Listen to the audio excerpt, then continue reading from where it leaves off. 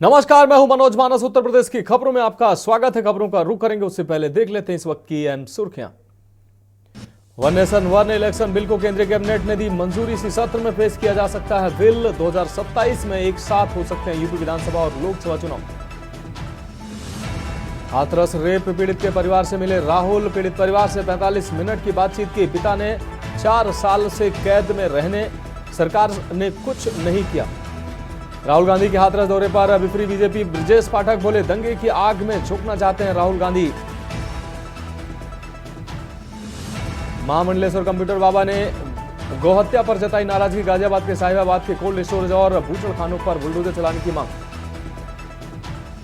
सपा सांसद वर्ग की मुश्किलें बढ़ी। संभल हिंसा के बाद सपा सांसद जियाउर रहमान वर्ग को नोटिस। बिना नक्शा पास मकान निर्माण पर रोक।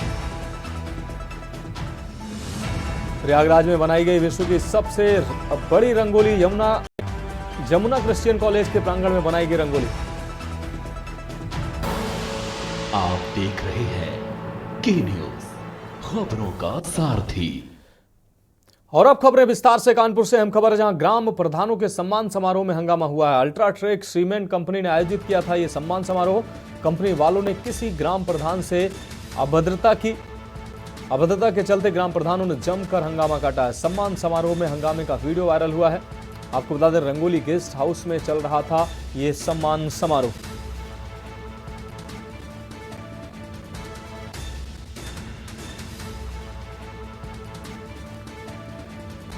तो अल्ट्राटेक कंपनी की तरफ से प्रधानों से अभद्रता की गई। इस दौरान अभद्रता के चलते ग्राम प्रधानों ने जमकर हंगामा काटा।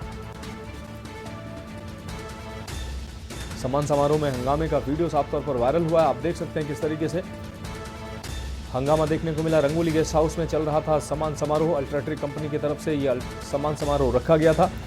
ग्राम प्रधानों के यह सम्मान समारोह में हंगामा देखने को मिला है।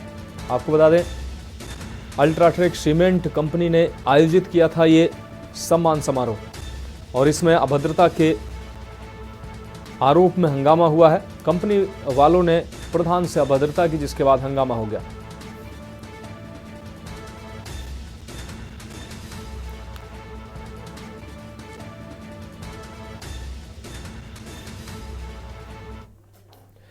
अब बढ़ेंगे अगली खबर की ओर। ग्रेटर नोएडा में यमुना प्राधिकरण क्षेत्र में आने वाले 2 दर्जन से अधिक गांव के किसानों ने आज संसद भवन के सामने प्रेस क्लब ऑफ इंडिया नई दिल्ली में प्रेस कॉन्फ्रेंस की। ये प्रेस कॉन्फ्रेंस किसान कल्याण परिषद की तरफ से आयोजित की गई थी। इसके अध्यक्ष सुधीर त्यागी ने यमुना प्राधिकरण पर कई गंभीर आरोप लगाए। साथ ही प्रधानमंत्री मोदी और मुख्यमंत्री योगी से यमुना अथॉरिटी के गैरकानूनी रवैये और जबरन जमीन अधिग्रहण करने के मामले में न्याय की गुहार लगाई है।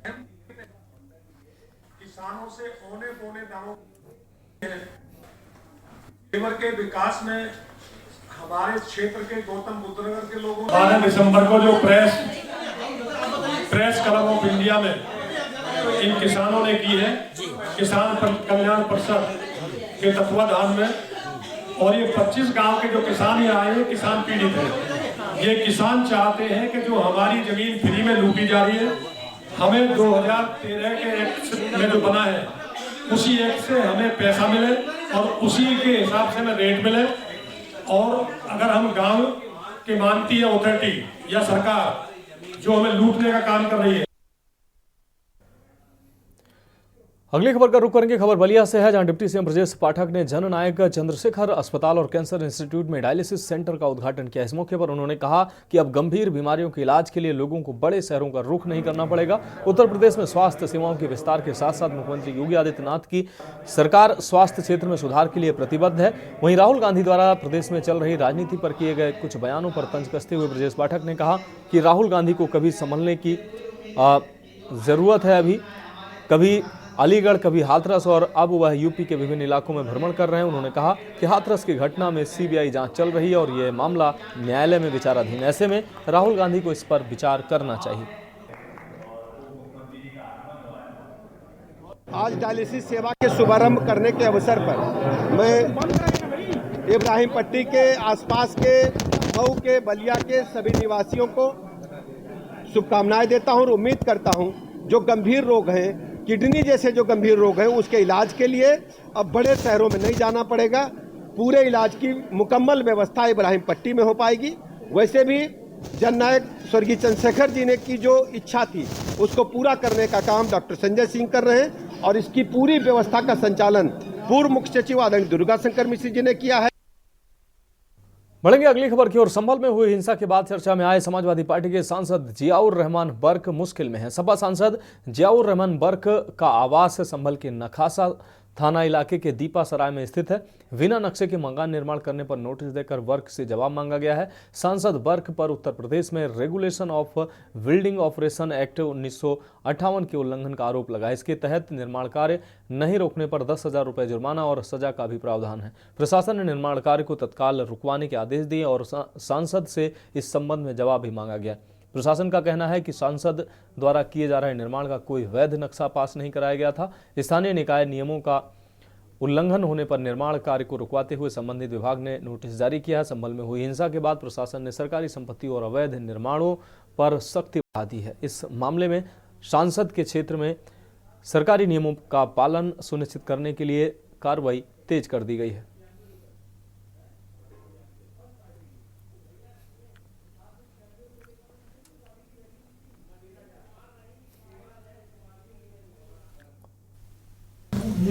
विनियमित क्षेत्र के अंदर किसी भी व्यक्ति को निर्माण करने से पहले नक्शा पास कराना होता है, तो उसी के अंतर्गत अनेक नोटिस जारी किए गए हैं। इसी के अंतर्गत ये नोटिस जारी किया गया है। अब बात करेंगे अगली अहम खबर की। राजधानी लखनऊ से अगली अहम खबर यहां पहुंचे मध्य प्रदेश के पूर्व मंत्री कंप्यूटर बाबा ने लगातार हो रही गौ हत्या पर आक्रोश जताते हुए यूपी के सीएम योगी आदित्यनाथ से इस पर कार्रवाई करने की मांग की है। कंप्यूटर बाबा ने यह भी कहा कि उनकी मांगों को अगर अनसुना किया गया तो आगामी विधानसभा सत्र में वो सैकड़ों की संख्या में संतों को लेकर विधानसभा के बाहर धरना देंगे और इसमें उन्होंने यूपी सरकार के विधायक और मंत्रियों को भी आमंत्रित किया है। संत समाज में गौहत्या को लेकर नाराजगी काफी है। इसका उदाहरण देखने को मिला है जब खुद एमपी सरकार में मंत्री रहे कंप्यूटर बाबा ने लखनऊ में प्रेस कॉन्फ्रेंस कर इस मुद्दे को उठाया। उन्होंने बताया कि बीते दिनों यूपी के गौतम बुद्ध नगर में 340 टन गोमांस गौरक्षक और पुलिस टीम ने ज्वाइंट ऑपरेशन में पकड़ा था, जिसमें 10,000 गौमाताओं की क्रूर हत्या की बात सामने आई थी। जिसके बाद कंप्यूटर बाबा ने ऐसे दोषियों व अन्य संलिप्त के खिलाफ कार्रवाई का मुद्दा उठाया, लेकिन सीएम योगी से इस पर कार्रवाई करने की मांग की है। 340 टन का मतलब हो गया कि 10 से 12,000 गौओं की हत्या होना। और जब इतना थोड़ी सी कार्रवाई हुई, जो लोग पकड़े गए, उन लोगों का एक ही कहना था कि महाकुंभ चल रहा है और हमारा कर्तव्य है कि हम महाकुंभ को कैसे निष्क्रिय करें, किस प्रकार से आपके पुण्य को छीन करें। और ये सारी बातें हमें आपके समाचार पत्र के माध्यम से अवगत हुआ और जब इस पर संज्ञान लिया और इस पर कार्रवाई की बात की, परम पूज्य महामंडलेश्वर कंप्यूटर बाबा जी ने दिल्ली में प्रेस वार्ता किया। उसके बाद गाजियाबाद में प्रेस वार्ता हुआ।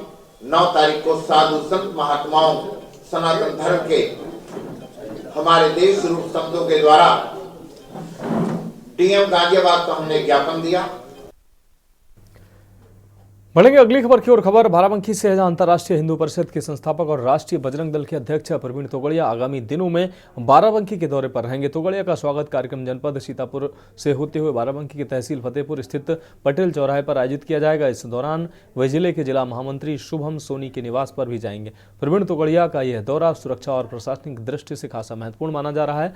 कार्यक्रम को लेकर जिला प्रशासन ने सुरक्षा के कड़े इंतजाम किए हैं। इलाके में पुलिस बल की तैनाती की गई है। प्रशासन के अलर्ट मोड पर होने के कारण इलाके में किसी भी प्रकार की असुविधा या अव्यवस्था से बचने के लिए अतिरिक्त सतर्कता बरती जा रही है।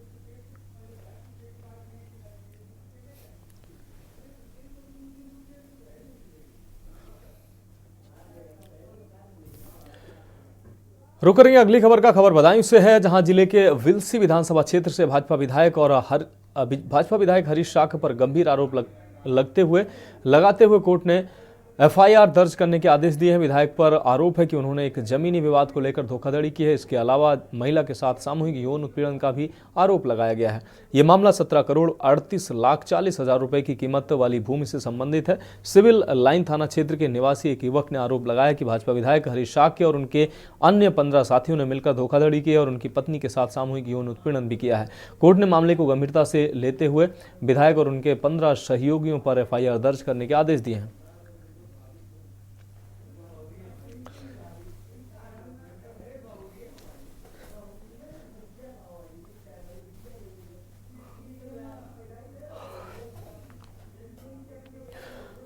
बात करते हैं अगली अहम खबर की। प्रयागराज में होने वाले महाकुंभ 2025 को स्वच्छ महाकुंभ की दिशा में एक बड़ा कदम उठाया गया है, जिसमें विश्व की सबसे बड़ी रंगोली यमुना क्रिश्चियन कॉलेज के प्रांगण में बनाई गई है। यह रंगोली आस्था, स्वच्छता, दिव्यता और मानवता का संगम है। स्वच्छ महाकुंभ स्वच्छ प्रयागराज की थीम पर बनी ये रंगोली नगर निगम प्रयागराज के सहयोग से बनाई गई है। यह रंगोली मानवता की सांस्कृतिक धरोहर है। इस कलाकृति को विश्व की सबसे बड़ी रंगोली का गौरव प्राप्त है। इसको महिलाओं द्वारा बनाया गया है। यह रंगोली महिला सशक्तिकरण का भी एक मिसाल है। प्रयागराज के महापौर गणेश केसरवानी ने रंगोली के माध्यम से देश और विदेश के लोगों को महाकुंभ 2025 में आने का निमंत्रण देते हुए बताया कि ये महाकुंभ सभी पिछले कुंभ और महाकुंभ से अलग होने वाला है। इस कुंभ को डिजिटल युक्त, प्लास्टिक मुक्त रहित, हरित क्रांति युक्त स्वच्छ महाकुंभ और स्वच्छ प्रयागराज बनाना है।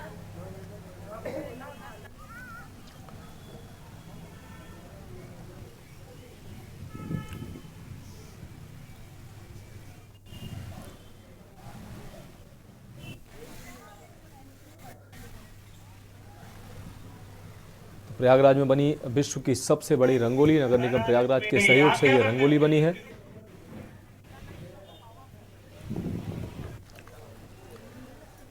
बढ़ेंगे अगली खबर की ओर। अमरोहा के रहने वाले आपको बता दें AIMIM के डॉक्टर TP सिंह को पार्टी ने बड़ी जिम्मेदारी दी है। डॉक्टर TP सिंह को SC ST प्रकोष्ठ का प्रदेश अध्यक्ष बनाया गया है।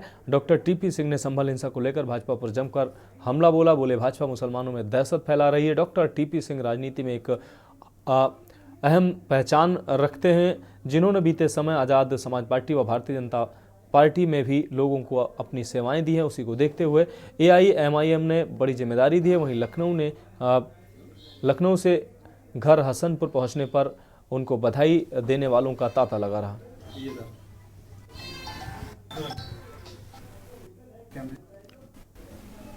सबसे पहले तो मैं पार्टी नेतृत्व का आभार व्यक्त करता हूं कि पार्टी ने मुझे एक छोटे से कार्यकर्ता को बड़ी जिम्मेदारी देकर एक बड़ी उम्मीदें मेरे से की हैं। मैं पार्टी के नेतृत्व को आश्वस्त करता हूं कि दलितों, मुसलमानों को पार्टी से जोड़कर पार्टी की नीतियों को जन जन तक पहुंचाकर हमारी कोशिश होगी कि हम प्रदेश की और देश की सत्ता तक मजलिस को लेकर आए। जिस तरीके से अभी माहौल चल रहा है, काफी जगह से ऐसी सूचनाएं मिल रही हैं जो मस्जिदों के नीचे जो है मंदिरों को खोजा जा रहा है। सरकार क्या कर रही है, क्या चल रहा है देश में? बढ़ेंगे अगली खबर की ओर। बिजनौर में निषाद पार्टी के तत्वाधान में संवैधानिक अधिकार न्याय यात्रा निकाली गई है। इस दौरान मंत्री संजय निषाद ने कहा कि यह यात्रा सहारनपुर के माता शाकुंभरी देवी से शुरू हुई, जो सोनभद्र तक जाएगी। आज बिजनौर में यात्रा पहुंची है। यात्रा के माध्यम से मछुआ बाहुल 200 क्षेत्रों के लोगों को जगाने का काम किया जाएगा। उन्होंने कहा कि एक हो तो सेफ हैं, बट कर रहोगे तो अधिकारों से छटे रहोगे। दरअसल निषाद पार्टी की इस समय संवैधानिक न्याय यात्रा बिजनौर पहुंच गई है और यात्रा बिजनौर शहर के नुमाइश मैदान से शुरू होकर जजी चौक, SRS चौक, शहर कोतवाली होते हुए नगीना बाईपास, HM स्कूल, ग्राम 35 से मोमीनपुर, दरगोह से कृष्णा कॉलेज और चांदपुर की चुंगी से मुकरपुर, गुर्जर आपको बता दें गुर्जर से हिकमपुर, दीपा से चांदपुर से, नूपुर से, खुमारिया से होते हुए जा रही है।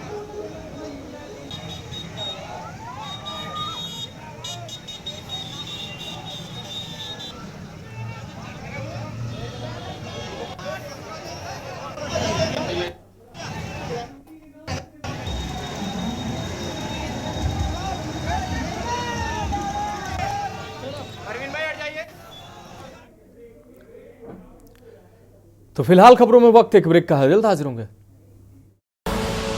आप देख रहे हैं के न्यूज, खबरों का सारथी। ब्रेक के बाद उत्तर प्रदेश की खबरों में एक बार फिर से आपका स्वागत है। रुक करेंगे अगली अहम खबर का। खबर कानपुर से, जहां ठंड के मौसम को देखते हुए बुधवार को देर रात कल्याणपुर विधायक नीलिमा कटियार ने नवाबगंज स्थित रैन बसेरे का औचक निरीक्षण किया। इस दौरान आपको बता दें विधायक नीलिमा कटियार ने रैन बसेरा में साफ सफाई, कंबल, स्नान घर समेत तमाम व्यवस्थाएं देखी। उन्होंने रैन बसेरे का रजिस्टर भी चेक किया। नीलिमा कटियार ने रैन बसेरा केयर टेकर को उचित दिशा निर्देश दिए। के न्यूज से बातचीत में विधायक ने कहा कि ठंड में रैन बसेरे में रुकने वालों को दिक्कत न हो, इसका विशेष ध्यान रखा जाएगा। आने वाले समय में अलाव की व्यवस्था भी की जाएगी और कंबल वितरण भी होगा।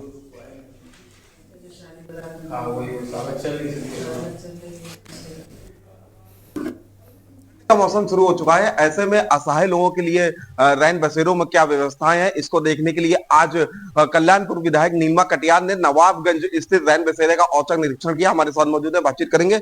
मैम, आज रैन बसेरे निरीक्षण किया आपने, क्या कुछ देखा? देखिए, बहुत जरूरी है क्योंकि तापमान पिछली 2-3 रातों से एकदम सर्द हो गया है। तो स्वाभाविक सी बात है कि चिंता हुई कि शेल्टर होम जो बने हुए हैं वहाँ की क्या स्थितियां हैं, जो परेशान हैं लोग और जो रात में जिन्हें शेल्टर की जरूरत है, कंबल और शौचालय ये सब व्यवस्थित है। मैंने देखा यहाँ नवाबगंज का ये शेल्टर होम है, यहाँ विकास हैं, केयर टेकर मिले हैं। अभी यहाँ पर 2 लोग हैं, 3 लोग हैं और ये बताया कि देर रात में शादी बारात के उसमें काम करते हैं लाइट वाइट का, तो रात में 2-3 बजे तक यहाँ 5, 6, 7, 11 लोग तक आ जाते हैं, लेकिन 40 लोगों की यहाँ पर मैंने देखा कि व्यवस्था है। शौचालय साफ है और ये है, महिला कक्ष अलग से है, महिला के लिए अलग से यहाँ पर व्यवस्था है। तो मैंने देखा कि पूरी मुस्तैदी के साथ आने वाली ठंड का सामना इस शेल्टर होम के अंदर हमारे जो निराश्रित लोग हैं, जो सड़क पर लोग हैं, वो यहाँ पर इसका सुविधा का लाभ ले सकते हैं। मैम, और भी रैन बसेरे हैं, क्या उनका भी आगे निरीक्षण करेंगे? हाँ, इसको देखेंगे।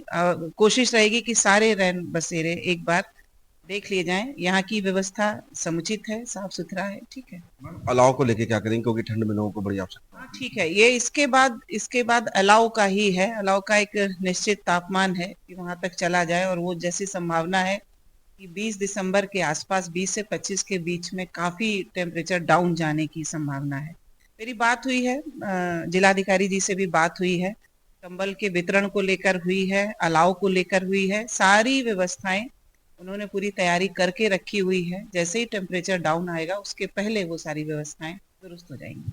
ये हमारे साथ भी कल्याणपुर विधायक नीलिमा कटियार जी, जिन्होंने आज नवाबगंज रैन बसेरे का निरीक्षण किया। इनका कहना है कि आने वाले समय में ठंड को देखते हुए अलाव की व्यवस्था की जाएगी, इसके साथ ही कंबल वितरण भी कराए जाएंगे। कानपुर कौस्तुभ मिश्रा, के न्यूज़ इंडिया। बढ़ेंगे अगली खबर की ओर। कचहरी और कोर्ट परिसर में सुरक्षा व्यवस्था दुरुस्त न होने के कारण कई आरोपी भाग चुके हैं। मारपीट की घटनाओं के साथ हाल ही में तमंचा मिलने जैसी घटनाएं सामने आ चुकी हैं। ऐसे में कानपुर कचहरी के सुरक्षा घेरे को कड़ा कर दिया गया है। कचहरी और कोर्ट परिसर में प्रवेश द्वार के चारों तरफ लगे सभी पुराने और खराब मेटल डिटेक्टर को बदल दिया गया है। अब उनकी जगह पर नए मेटल डिटेक्टर लगाए गए हैं। बिना मेटल डिटेक्टर से गुजरे किसी को कोर्ट में प्रवेश नहीं दिया जाएगा, जबकि पहले से ही कचहरी में अलग पुलिस फोर्स मुस्तैद की जा चुकी है। आपको बता दें, एडीसीपी पूर्वी राजेश श्रीवास्तव ने कोर्ट सुरक्षा व्यवस्था पर बताया कि मेटल डिटेक्टर शुरू होने से कोर्ट परिसर में अवैध आवाजाही पर रोक लग सकेगी। कोई अवांछनीय तत्व परिसर में नहीं जा सकेंगे। फिलहाल कोर्ट परिसर में जाने वाले सभी रास्तों पर सुरक्षा बढ़ाई गई और चप्पे चप्पे पर पुलिसकर्मियों की तैनाती की गई है। वहीं बार एसोसिएशन के महामंत्री अमित सिंह ने कहा कि सुरक्षा व्यवस्था में सीसीटीवी कैमरों से भी निगरानी की जानी चाहिए। निगरानी करने के लिए पुलिस कंट्रोल रूम भी होना चाहिए।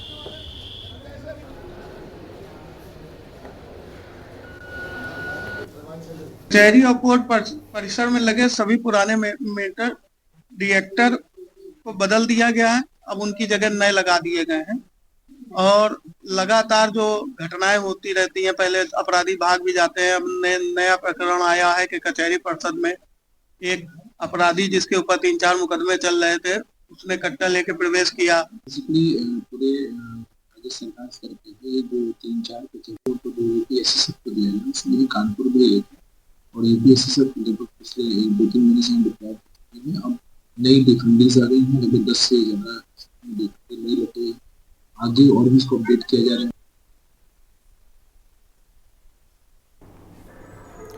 अगली खबर का रुख करेंगे। खबर हमीरपुर से है, जहां राठ कोतवाली में सफाई कर्मचारियों ने एक युवक द्वारा मारपीट किए जाने और नाइट ड्यूटी के खिलाफ हल्ला बोल प्रदर्शन किया है। सफाई कर्मचारियों का आरोप है कि जब वे अन्ना गौवंश को संरक्षित करने के लिए गए थे तो कस्बे के एक युवक ने गाली गलौज करते हुए उनकी मारपीट की। सफाई कर्मचारियों ने इस घटना के विरोध में कोतवाली के बाहर प्रदर्शन किया और नाइट ड्यूटी को बंद करने की मांग की। प्रदर्शनकारियों ने आरोप लगाया कि नाइट ड्यूटी के दौरान उनकी सुरक्षा के पर्याप्त इंतजाम नहीं है, जिससे उनकी जान को खतरा हो सकता है। सफाई कर्मचारी ने पुलिस को मामले की शिकायत की और दोषी युवक के खिलाफ कड़ी कार्रवाई की मांग की। प्रदर्शन के दौरान सफाई कर्मचारियों ने अपना पक्ष रखते हुए कहा कि वे अपने अधिकारों की रक्षा के लिए आगे भी इस तरह के विरोध प्रदर्शन जारी रखेंगे। पुलिस मामले की जांच कर रही है।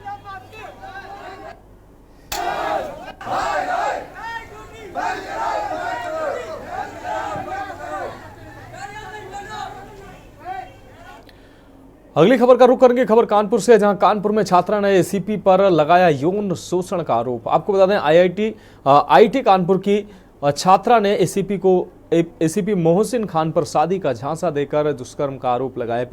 पीड़िता खुद को अविवाहित बताकर आरोपी से नजदीकियां उसने बढ़ाई। एसीपी के खिलाफ कल्याणपुर थाने में मुकदमा दर्ज किया गया है। एसीपी को पुलिस मुख्यालय लखनऊ अटैच किया गया है। प्रथम दृष्टया जांच में आरोप सही पाए जाने पर पुलिस कमिश्नर ने एसीपी को पद से हटाकर लखनऊ हेडक्वार्टर अटैच कर दिया है और बलात्कार की धाराओं में मुकदमा लिखने के आदेश दिए गए हैं। एडीसीपी ट्रैफिक अर्चना के नेतृत्व में एसआईटी गठित कर आगे की जांच शुरू कर दी गई है।